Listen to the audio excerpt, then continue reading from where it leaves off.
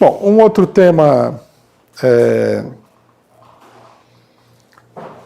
uma outra questão que merece um comentário aqui, é que essa semana os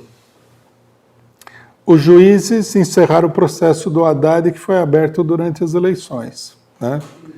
Mostrando mais uma vez que essa eleição aí estava totalmente controlada para ser fraudada, né? Que eles cobriram todas as possibilidades, todos os ângulos, né? Inclusive o processo contra o Haddad que serviu de campanha para impedir o crescimento dele. Quer dizer, tiraram o Lula, colocaram o Haddad, que era um candidato bem mais fraco. Aí o candidato mais fraco também foi atacado. Não teve campanha, uma coisa que é importante a gente mostrar, porque a questão da fraude eleitoral, ela foi foi objeto de muita confusão política. Uma coisa que a gente tem que mostrar nessa fraude eleitoral é o seguinte. Já há alguns anos, né, o TSE vem criando uma situação em que você não pode fazer uma eleição. Tá? O que é? Vamos colocar as coisas assim de uma maneira bem racional. O que é uma eleição? Eleição é quando partidos e candidatos entram em contato com o povo amplamente para convencer as pessoas a votar nos seus candidatos. O TSE, que é uma ditadura, todo mundo sabe, como todo judiciário, mas sob a cobertura que havia até o golpe, de que os juízes são pessoas, né, de grande caráter e de grande honestidade, ele foi se apoderando da eleição e foi praticamente proibindo a eleição. Então, por exemplo, em alguns lugares, tudo depende do lugar, né? Mas, de um modo geral, é assim. Bom, em São Paulo, a direita proibiu o outdoor. Então, para a cidade ficar linda. Eu até agora estou esperando essa lindeza. Eu não vi nada de lindo até agora. A cidade ficou um monte de prédio velho caindo aos pedaços. Isso sem falar que eles tiraram o outdoor, mas eles não têm a capacidade de fechar um buraco na rua, de pintar uma guia, de botar uma cerca num parque, né? Você vai no parque da Praça da República, está totalmente sucateado. Não era o caso de deixar a cidade bonita, embelezando aquele parque, lá colocando umas árvores, está tudo seco, sujo. A cidade é toda assim, parece que você está... Você anda por São Paulo, parece que você está no Líbano, na época da Guerra Civil, né? É uma cidade em destroços. Mas eles se preocuparam de tirar os cartazes, que, na verdade, apesar de ser propaganda comercial, e propaganda comercial não é necessariamente de bom gosto, né? Ou, em geral, não é de bom gosto, mas encobria, né, a desgraça do que enfeiava a cidade. Que o negócio é tão ruim aqui que até a propaganda comercial parecia uma coisa positiva.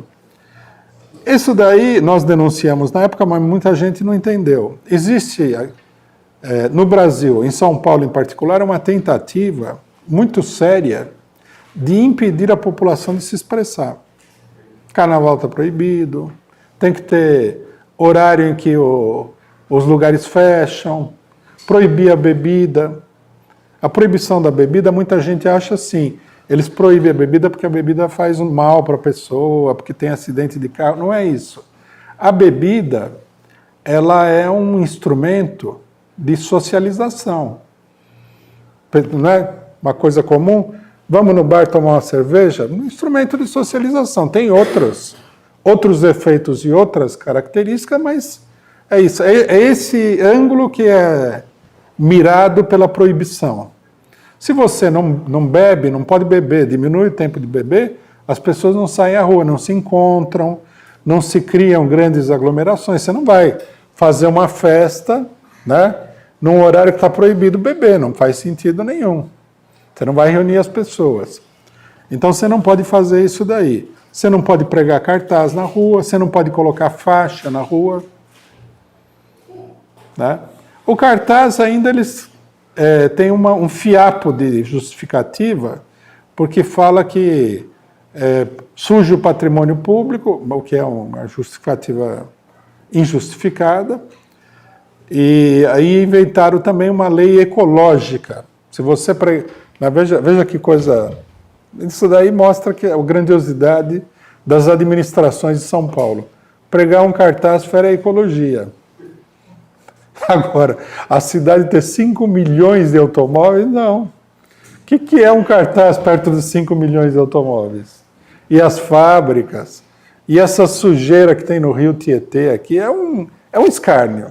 Aqui, na realidade, né, existe um consenso na classe dominante, que atinge um setor da classe média, de que é preciso tirar o povo da rua, que o povo é uma ameaça. Né? Então é preciso tirar o povo da rua, é preciso evitar de excitar a população e tudo. Então você vai numa eleição, principalmente aqui em São Paulo, mas isso aí é uma coisa que se generaliza, você não encontra uma faixa, não encontra um cartaz, não encontra um carro de som. Porque tudo isso daí está proibido. Quer dizer, está proibido fazer campanha eleitoral. A única campanha eleitoral que você pode fazer é nas redes de televisão, que é a mais ineficiente de todas. Porque se um determinado cidadão tem 15 minutos, se você tem, até antes dessa última eleição, você tinha, sei lá, 50 segundos, que dá para falar alguma coisa. Na última, né, o nosso partido até desprezou alguns horários eleitorais, porque era assim, 8 segundos, que você abre a boca, acabou o tempo, você entendeu?